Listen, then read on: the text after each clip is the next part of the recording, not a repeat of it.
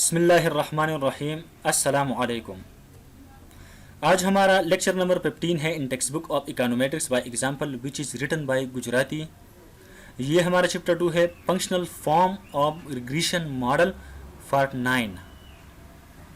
In today lecture we will discuss regression on standardized variables. In the various example discussed so far, the regression and regressor were not necessarily expressed in the same unit of measurement.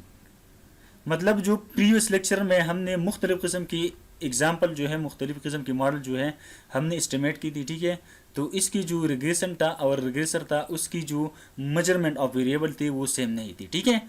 This in the Cobb Douglas production function discuss earlier, output, labor, input and capital input were measured in different units of measurement.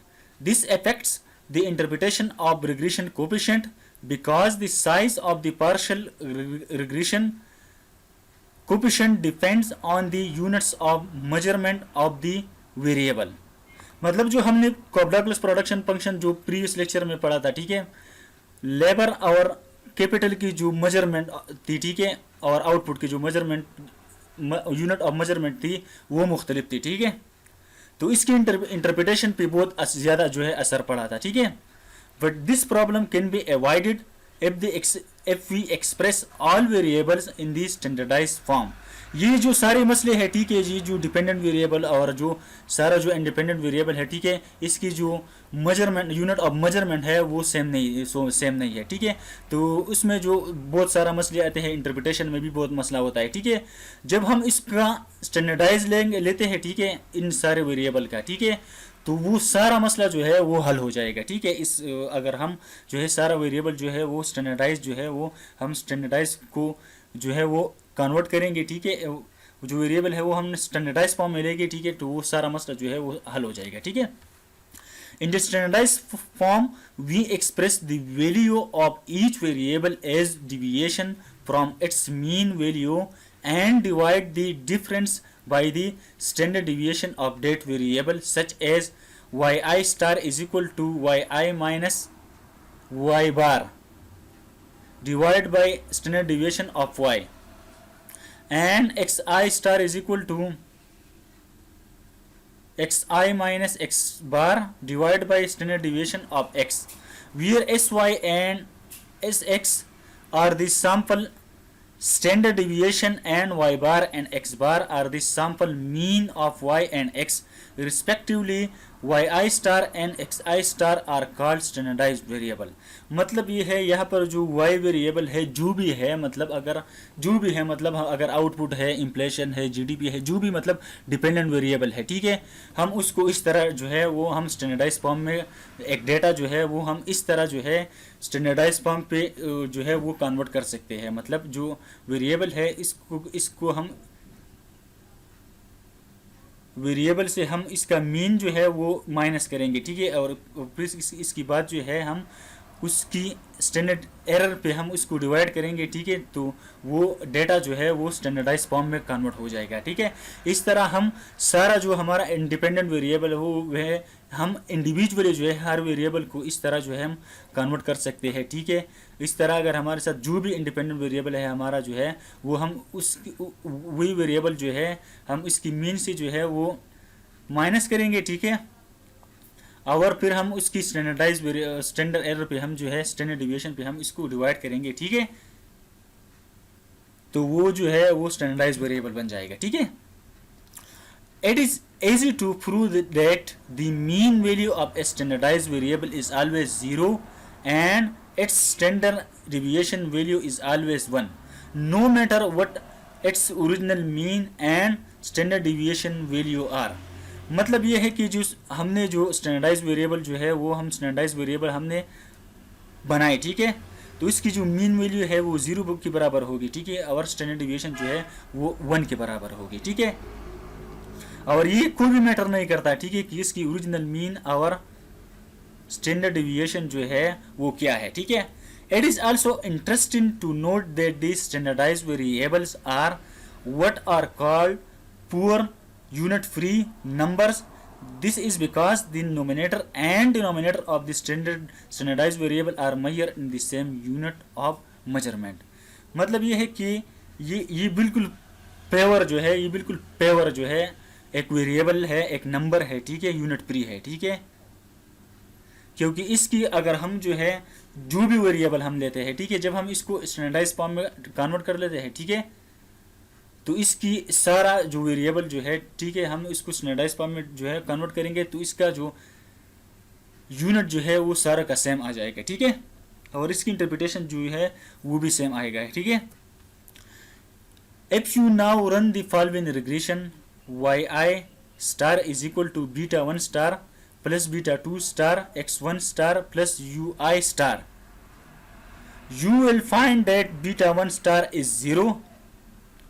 The starred regression coefficient are called the beta coefficient or standardized coefficient, whereas the regression coefficient of unstandardized variable are called unstandardized coefficient. ये जो हमारा model है equation 2.33, ठीक है, ये जो star star यहाँ पर लगे है, ठीक है, इसकी वेरिएबल जो है वो स्टैंडर्डाइज फॉर्म में है, ठीक है. जब हम इसको एस्टिमेट करेंगे, ठीक है, ये जो बीटा 1 है ये 0 के बराबर आ जाएगा. किसके बराबर आएगा? 0 के बराबर आएगा, ठीक है. इसको हम बीटा कोएफिशिएंट भी कह सकते हैं, इसलिए हम कोएफिशिएंट बीटा कोएफिशिएंट कर सके इसमें, क्योंकि इसमें इंटरसेप्ट जो है वो 0 के बराबर होता है, ठीक है. The slope coefficient in this regression is interpreted as follows: if the standardized regressor increase by 1 standard deviation unit on average, the standardized regression increase by beta 2 star standard deviation unit. इसकी interpretation हम इस तरह करते हैं कि मतलब अगर 1 unit जो है वो स्टैंडर्डाइज वेरिएबल जो है बाय मीन वो इंक्रीज होता है, तो बीटा टाइम जो है वो बी स्टैंडर्डाइज यूनिट जो है वो इंक्रीज हो जाएगा, ठीक है. The point to remember is that unlike the usual OLS regression we measure the impact of regressor not in term of the original units in which y and x are measured but in standard deviation units. हमें ये बात भी याद रखनी है कि मतलब इसकी जो इम्पैक्ट है, ठीक है, वो ओरिजिनल पे हम इसकी जो इम्पैक्ट है वो हम ओरिजिनल यूनिट, इसकी जो ओरिजिनल यूनिट होते हैं, ठीक है, उस पे हम इसको इंटरप्रेट नहीं करेंगे, बल्कि हम इसको स्टैंडर्डाइज यूनिट पे हम इसको जो है वो इंटरप्रेट करेंगे, ठीक है. The slope coefficient in this regression is interpreted as follow: if the standardized regressor increase by 1 standard deviation unit on average, the standardized regression increase by beta 2 star standard deviation unit. ये पहले भी मैंने discuss किया, ठीक है. The results are show in table 2.14, ठीक है. यहाँ पर जो स्टैंडर्डाइज वेरिएबल की जो स्टैंडर्डाइज वेरिएबल जो है वो टेबल 2.14 में उन्होंने जो है इकोनॉमेटिक्स बाय एग्जांपल में बुक में जो है टेबल 2.14 में उन्होंने एस्टिमेट की है, ठीक है. यहाँ पर हम देख सकते हैं कि आउटपुट स्टार यहाँ पर लिखा है. आउटपुट स्टार का मतलब ये है, ये जो आउटपुट है मतलब, ठीक है, ये जो आउटपुट है ये फार्मूला इसके ऊपर लगा हुआ है, ठीक है, यहाँ पर आप देख सकते हैं, ठीक है. इस फार्मूला की मदद से जो है वो उन्होंने आउटपुट का जो डेटा है वो ट्रांसफॉर्म हुआ है, ठीक है. तो उसका जो ये फार्मूला की हेल्प से जो है वो ट्रांसफॉर्म हुआ है और इसका नाम उन्होंने दी है आउटपुट स्टार, ठीक है. यहाँ पर हम लेबर स्टार भी देख सकते हैं और कैपिटल स्टार भी यहाँ पर हम वेरिएबल जो है वो देख सकते हैं. ये आउटपुट स्टार जो है इसका जो वेरिएबल है ये भी स्टैंडर्डाइज फॉर्म में है, ठीक है. लेबर स्टार जो है वो ये डेटा भी जो है लेबर का जो डेटा है वो भी स्टैंडर्डाइज फॉर्म में है, ठीक है, और कैपिटल की जो डेटा है वो भी स्टैंडर्डाइज फॉर्म में है, ठीक है. इस फार्मूला की मदद से जो है वो इंडिपेंडेंट वेरिएबल जो है जो लेबर और कैपिटल है, इस फार्मूला की मदद से जो है वो कन्वर्ट हो चुके हैं, ठीक है. यहाँ पर हम देख सकते हैं, ठीक है, कि इसकी जो एल स्टार लेबर स्टार मतलब कि जो स्टैंडर्डाइज कोएफिशिएंट है, ठीक है, और कैपिटल की जो स्टैंडर्डाइज कोएफिशिएंट है, ठीक है, ये दोनों जो है वो पॉजिटिवली अफेक्ट कर रहा है आउटपुट को, ठीक है. हम यहाँ पे आर स्क्वायर की वैल्यू भी देख सकते हैं और ये जो है इसकी रिलेशनशिप जो है वो सिग्निफिकेंटली लेबर और कैपिटल जो है वो सिग्निफिकेंटली पॉजिटिवली अफेक्ट कर रहा है आउटपुट को, ठीक है. हम इसको इस तरह इंटरप्रेट करेंगे, ठीक है, कि 1 unit increase in one standardize unit is increase in labour lead to 0.40 standardize unit of output. इस तरह कैपिटल की भी हम इस तरह इंटरप्रिटेशन करेंगे कि one standardize increase in capital lead to increase 0.60 standard deviation on output. ठीक है, now the question arises how we estimate table 2.14 for table estimation 2.14 estimation we use table 2_1 data file। ये डेटा हम use करेंगे। ठीक है, table 2_1। अब question आता है कि ये डेटा आएगा कैसे। ठीक है, तो ये डेटा जो है ये बार बार मैं इसलिए ये डिस्कस करता हूँ क्योंकि अगर न्यूज व्यूअर आए हैं, ठीक है, तो उसको मसला ना हो। ठीक है, ये जो डेटा है, ठीक है, ये हमने इकोनॉमेटिक्स बाय एग्जांपल की ऑफिशियल वेबसाइट से ये डेटा हमने डाउनलोड किया है। ठीक है, तो अभी मैं जो है टेबल 2.14 को प्रैक्टिकली जो है वो यूज में एस्टिमेट करता हूँ। ठीक है, कि ये कैसे एस्टिमेट होता है। ठीक है, सबसे पहले मैं अपने जो है वो डेटा फाइल में आ गया। ठीक है, एक्सेल फाइल। ये डेटा जो है वो हमने प्रीवियस लेक्चर में इकोनॉमेटिक्स बाय एग्जांपल की बुक से हमने जो है वो डाउनलोड किया है। ठीक है, तो मेरा जो डेटा फाइल है जो टेबल 2.14 में यूज़ हुआ है, ठीक है, वो ये है। ठीक है, टेबल 2.12_1। ठीक है, इसको मैंने ओपन कर दिया क्योंकि वेरिएबल इंक्लूड है कि नहीं। यहाँ पर हम देख सकते हैं ये आउटपुट स्टार है। ठीक है, कैपिटल स्टार है और लेबर स्टार है। आई रिपीट, ये जो स्टार वेरिएबल है, ठीक है, ये जो है डायरेक्टली नहीं आया है। ठीक है, बल्कि ये जो है ये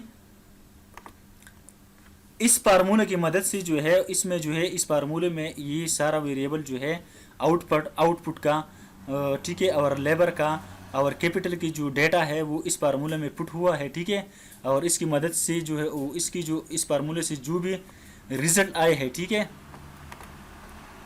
उसको उन्होंने आउटपुट स्टार कहा है, कैपिटल स्टार कहा है और लेबर स्टार कहा है। ठीक है, तो अभी मैं इसको बंद कर काट कर लेता हूँ। ठीक है, ठीक है, तो मैं इसको सिंपली जो है वो टेबल 2_1 को मैंने सेलेक्ट कर दिया। ठीक है, इसके बाद मैंने नीचे की तरफ जो है वो ड्रैग कर दिया। ठीक है, ड्रैग करने के बाद मैं यूज के ऊपर आ गया। ठीक है, फिर मैंने यूज के ऊपर जो है वो ड्रैग कर दिया। ठीक है, इसके बाद नेक्स्ट फिनिश। ठीक है, नो, तो हमारा डेटा जो है वो एक्सेल फाइल से यूज में सक्सेसफुली जो है वो इम्पोर्ट हो चुका है। ठीक है, यहाँ पर हम देख सकते हैं। ठीक है, मैं क्विक पे आ गया। ठीक है, क्विक के बाद में एस्टिमेटेड इक्वेशन पे आ गया। ठीक है, तो मेरा सबसे पहले हमें डिपेंडेंट वेरिएबल लिखनी है। ठीक है, तो हमारा डिपेंडेंट वेरिएबल जो है वो आउटपुट स्टार है। ठीक है, आउटपुट स्टार है। ठीक है, यहाँ पर हम देख सकते हैं। ठीक है, इसके बाद मैंने स्पेस लगाया। ठीक है, इसके बाद मैंने सी लगाया। ठीक है, इसके बाद जो है इंडिपेंडेंट वेरिएबल लिखने हैं। तो हमारा पहला इंडिपेंडेंट वेरिएबल जो है वो लेबर है। ठीक है, लेबर स्टार। ठीक है, इसके बाद हमारा दूसरा इंडिपेंडेंट वेरिएबल जो है वो कैपिटल स्टार है। ठीक है, कैपिटल स्टार।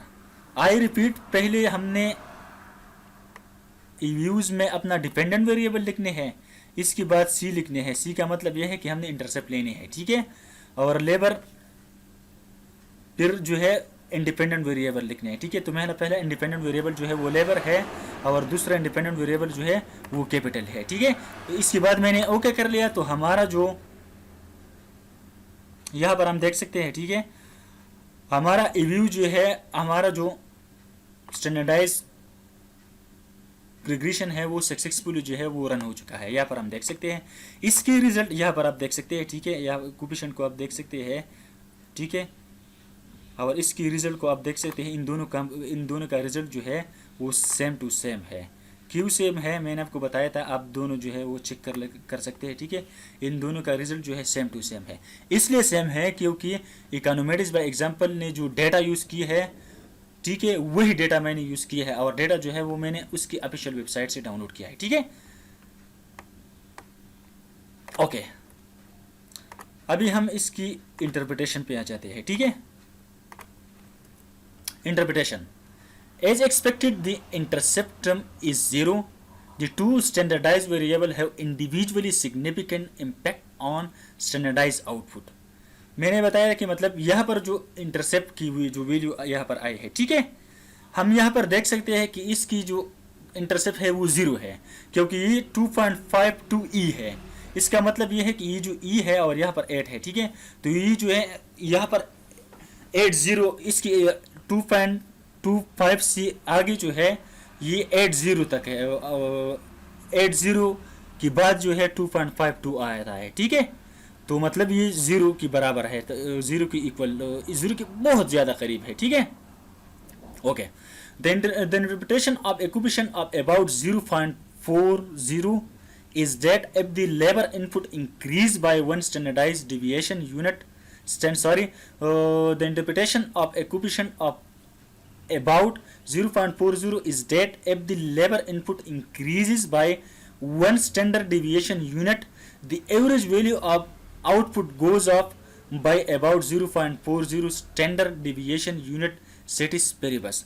मैंने आपको पहले भी बताया, अगर हम वन स्टैंडर्डाइज यूनिट जो है वो लेबर की इंक्रीज होते हैं, ठीक है, तो आउटपुट जो है वो 0.40 जो है वो स्टैंडर्ड डिविएशन जो है वो इंक्रीज हो जाएगा, ठीक है, ये मैंने पहले भी डिस्कस किया है, ठीक है।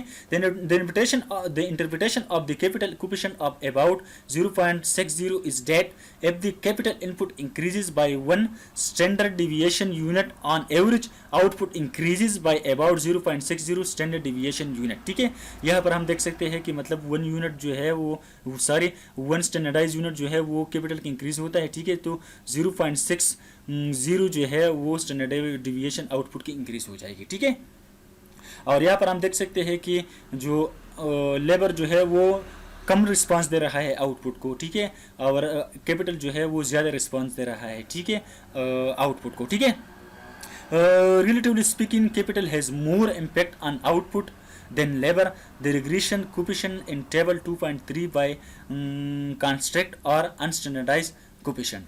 यहाँ पर हम देख सकते हैं, यहाँ पर उन्होंने क्लियर बताया कि जो लेबर है वो कम इम्पैक्ट कर रहा है आउटपुट को, और कैपिटल जो है वो बनिस्बत लेबर की बनिस्बत जो है वो आउटपुट को ज़्यादा इफेक्ट कर रहा है, ठीक है।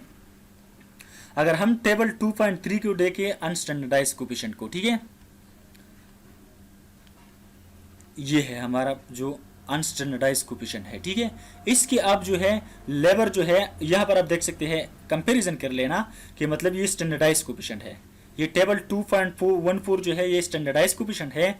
ये आपको हमें क्लियरली पता है जो लेबर है वो आउटपुट ज़्यादा नहीं करता बनिस्बत कैपिटल, क्योंकि कैपिटल जो है मशीनरी है, ठीक है, तो जाहिर बात है कि मतलब कैपिटल जो है वो ज़्यादा रिस्पांस कर रहा है आउटपुट को, ये प्रैक्टिकल बात है, ठीक है, और लेबर जो है वो कम रिस्पांस देगा आउटपुट को, ठीक है।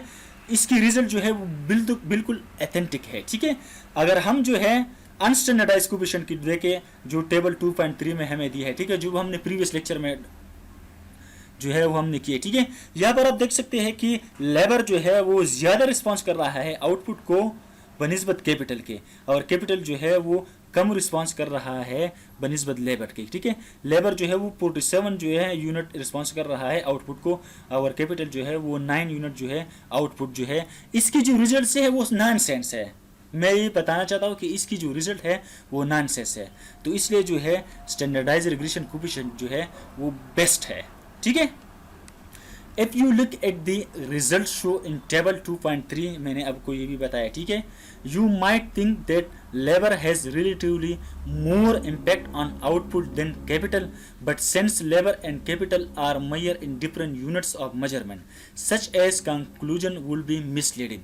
इसकी रिजल्ट जो है इस अनस्टैंडर्डाइज कोएफिशिएंट है, ठीक है, क्योंकि लेबर और कैपिटल जो है वो अलग यूनिट मेजरमेंट है, ठीक है, और आउटपुट जो है वो भी अलग यूनिट मेजरमेंट है, ठीक है। तो लेबर जो है ज़्यादा रिस्पांस कर रहा है आउटपुट में, ठीक है, आउटपुट को, और कैपिटल जो है वो कम रिस्पांस कर रहा है आउटपुट को। इसकी रिजल्ट जो है वो मिसलीडिंग है, क्योंकि इन सारे को जो यूनिट ऑफ मेजरमेंट है वो अलग है, इस वजह से इसकी रिजल्ट जो है वो मिसलीडिंग है, ठीक है। But in a regression on standardized variable, it may be easier to assess the relative importance of the various regressor, because by standardizing we put all regressor on the equal footing, ठीक है। इसमें ये पैदा है, यहाँ पर हम देख सकते हैं, ठीक है, ये जो स्टैंडर्डाइज वेरिएबल में ये पैदा है कि ये जो सारा आउटपुट और लेबर और कैपिटल जो है वो सारा यूनिट ऑफ मेजरमेंट जो है वो इन दोनों का सारों का जो है वो सेम होता है, तो इसकी जो रिजल्ट है वो भी ऑथेंटिक होता है। ठीक है, okay. But note that whether we use standardized or unstandardized variable, the t, f and r square value remain the same, thus not affecting statistical inferences। ठीक है, thanks for watching my video, please subscribe to my YouTube channel। thank you, Allah Hafiz।